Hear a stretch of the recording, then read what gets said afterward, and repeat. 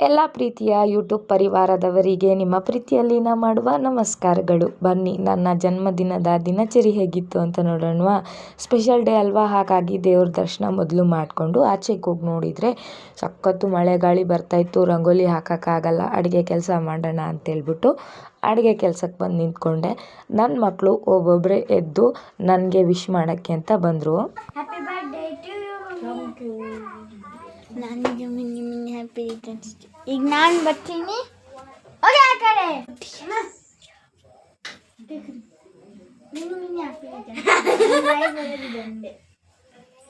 ರಾತ್ರಿ ಒಂದು ಕೇಕ್ ಹಾಳಾಗಿ ಇನ್ನೊಂದು ಕೇಕು ಸಖತ್ತಾಗಿ ಬಂದಿತ್ತು. ನಮ್ಮಮ್ಮ ಕೂಡ ಬೆಳಗ್ಗೆ ಬೇಗನೆ ಎದ್ದಿದ್ರು. ಇದಕ್ಕೆ ಕ್ರೀಮ್ ಹಚ್ಚೋ ಅಂಥ ಕಾರ್ಯಕ್ರಮ ನಡೀತಾ ಇದೆ.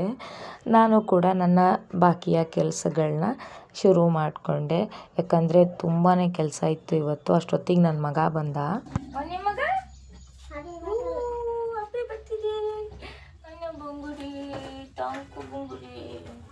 ನಮ್ಮ ಮನೆಯವರು ಕೂಡ ತಿಂಡಿ ಮಾಡ್ಕೊಂಡು ಕೆಲ್ಸಕ್ಕೆ ಹೋದರು. ಮಕ್ಕಳು ಎಲ್ಲ ತಿಂಡಿ ಮುಗಿಸ್ಕೊಂಡ್ರು. ಅಷ್ಟೊತ್ತಿಗೆ ಅಮ್ಮ ಪಾತ್ರೆ ಎಲ್ಲ ತೊಳ್ಕೊಬಂದಿದ್ರಲ್ವ, ಅಜ್ಜಿ ಮೊಮ್ಮಗಳು ಇಬ್ಬರು ಸೇರಿಕೊಂಡು ಒಂದೊಂದೇ ಪಾತ್ರೆಗಳನ್ನ ಎಲ್ಲ ಕ್ಲೀನಾಗಿ ಜೋಡಿಸ್ಕೊಂಡ್ರು.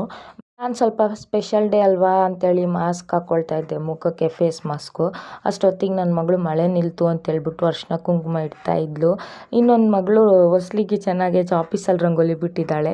ನೆಲಕ್ಕೆ ಬಿಡೋಕ್ಕೆ ಡಿಸೈನ್ ಬರಲ್ಲ ಅಂದ್ಲು. ಸರಿ ಆಯಿತು ಅಂತೇಳ್ಬಿಟ್ಟು ನಾನೇ ಒಂದು ಚಿಕ್ಕ ಸ್ಟಾರ್ನ ಬಿಡಿಸ್ಕೊಂಡೆ.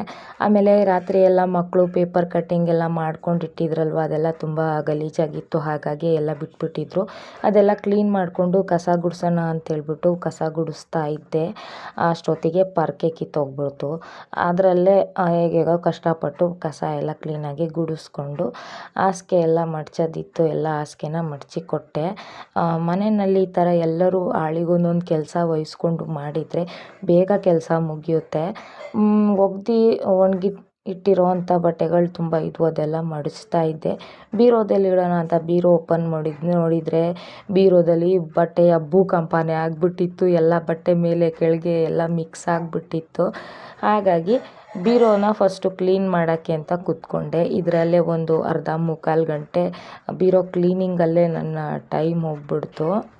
ಅಷ್ಟೊತ್ತಿಗೆ ಅಮ್ಮ ಈ ಕಡೆ ಕಲರ್ ಕ್ರೀಮ್ಗಳನ್ನ ರೆಡಿ ಮಾಡಿಕೊಂಡು ಡಿಸೈನ್ ಮಾಡೋಕ್ಕೆ ಕೂತ್ಕೊಂಡ್ರು. ನಮ್ಮ ಹತ್ರ ಡಿಸೈನ್ ಮಾಡೋಕ್ಕೆ ಕೋನ್ ಇರಲಿಲ್ಲ, ಅದಕ್ಕೆ ಪೇಪರಲ್ಲಿ ಕೋನ್ ರೆಡಿ ಮಾಡ್ಕೊಂಡಿದ್ವಿ.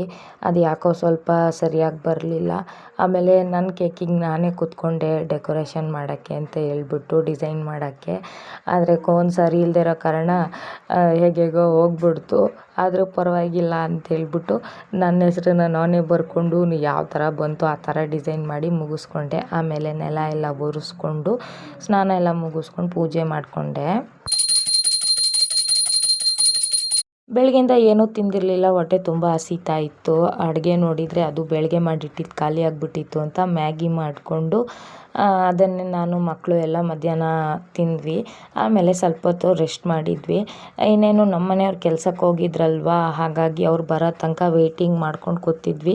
ಸಾಯಂಕಾಲ ಅಷ್ಟೊತ್ತಿಗೆ ಅವರು ಕೂಡ ಕೆಲಸ ಮುಗಿಸ್ಕೊಂಡ್ಬಂದರು. ಕೇಕ್ ನೋಡಿ ಬೆಳಗ್ಗೆ ಮಾಡಿಟ್ಟಿದ್ದಲ್ವ, ಹಾಗಾಗಿ ಯಾವ ಥರ ಆಗಿಬಿಟ್ಟಿದೆ. ಮಕ್ಕಳು ಎಲ್ಲರೂ ಕೇಕ್ ಕಟ್ಟಿಂಗ್ಗೆ ರೆಡಿ ಆದರು.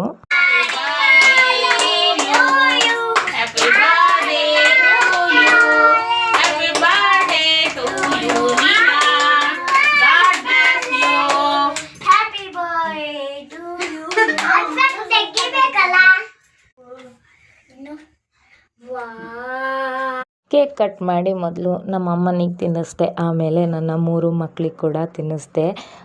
ಕೇಕು ತುಂಬ ಸಖತ್ತಾಗಿತ್ತು, ಟೇಸ್ಟ್ ಅಂತೂ. ರಾತ್ರಿ ಇಡೀ ನನ್ನ ಮಕ್ಕಳು ತುಂಬ ಚೆನ್ನಾಗೇ ಡೆಕೋರೇಷನ್ ಮಾಡಿದರು. ಜಾಗರಣೆ ಇದ್ದು ಬೆಳಗ್ಗೆ ಎದ್ದು ನನ್ನ ಮಗ ಬೆಲೂನ್ ಎಲ್ಲ ಕಿತ್ತಾಕ್ಕೊಂಡು ಆಟ ಆಡ್ಕೊಂಡ್ಬಿಟ್ಟ. ಮತ್ತು ಅಮ್ಮ ಕೂಡ ರಾತ್ರಿ ಎಲ್ಲ ಕಷ್ಟಪಟ್ಟು ನನಗೋಸ್ಕರ ಕೇಕ್ ಮಾಡಿದರು. ನನ್ನ ಒಂದು ದಿವಸದ ಖುಷಿಗೋಸ್ಕರ ನನ್ನ ಮಕ್ಕಳು ಮತ್ತು ಅಮ್ಮ ರಾತ್ರಿ ಎಲ್ಲ ಜಾಗರಣೆ ಮಾಡಿ ನನಗೋಸ್ಕರ ತುಂಬ ಪ್ರೀತಿಯಿಂದ ಮಾಡಿದರು. ನನಗೆ ತುಂಬ ಖುಷಿ ಆಯಿತು. ಸ್ಪೆಷಲ್ ಬರ್ತ್ಡೇ ಬರ್ತ್ಡೇ ಅಂತ ಹೇಳ್ಬೋದು. ಮಕ್ಕಳು ಕೂಡ ಗಿಫ್ಟ್ ಪ್ಯಾಕ್ ಮಾಡಿದರು. ಪೇಪರಲ್ಲಿ ಅವ್ರ ಕೈಯಲ್ಲೇ ಹಾರ್ಟ್ ಎಲ್ಲ ಬಿಡಿಸಿ ಅದರಲ್ಲಿ ಚಾಕ್ಲೇಟು ಮತ್ತು ನನಗೆ ಅಂತ ಹೇಳ್ಬಿಟ್ಟು ಚಿಕ್ಕದಾಗಿ ಒಂದು ಲೆಟರ್ ಬರೆದಿದ್ರು. I love you mummy, happy birthday mummy ಅಂತ ಹೇಳ್ಬಿಟ್ಟು. ನನ್ನ ಸಣ್ಣ ಮಗಳು ಕೂಡ ಅವಳಿಗೆ ತಿಳಿದಂಗೆ ಅವಳು ಕೂಡ ಅವಳ ಕೈಯಾರೆ ಗಿಫ್ಟನ್ನ ತಯಾರು ಮಾಡಿದ್ದಾಳೆ. ಅವಳು ಕೂಡ 3 ಚಾಕ್ಲೇಟ್ ಇಟ್ಟಿದ್ಲು. ಹಾಗೆ ಅವಳು ಕೂಡ ಚಿಕ್ಕದಾಗಿ ಒಂದು ಲೆಟರ್ನ ಬರೆದಿದ್ಲು. ತುಂಬ ಖುಷಿ ಆಯಿತು.